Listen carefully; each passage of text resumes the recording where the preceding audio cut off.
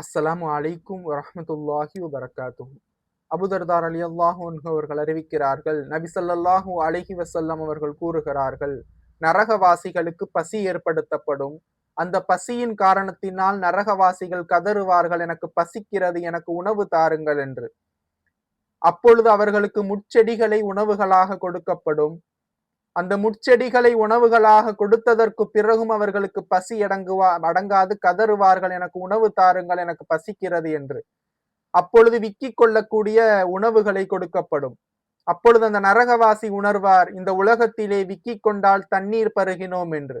எனக்கு தாகிக்கிறது, எனக்கு தண்ணீர் தாருங்கள் என்று கதறுவான்.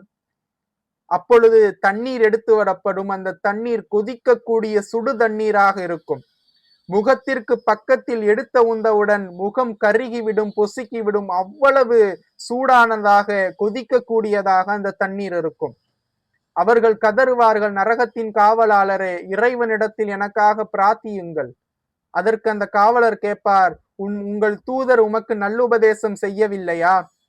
செய்தார்கள் என்று அவர்கள் சொல்லுவார்கள்.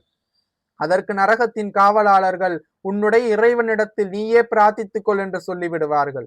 பிறகு கதறுவார்கள், நரகத்தினுடைய மாலிக்கே, இறைவனிடத்தில் எங்களுக்காக பிரார்த்தியுங்கள், எங்களை ஒரே அடியாக மரணிக்க செய்து விடுங்கள் என்று நரகத்தினுடைய மாலிக்கிடத்தில் கேட்பார்கள். அதற்கு அந்த நரகத்தினுடைய மாலிக் சொல்லிவிடுவார், நீ இங்கே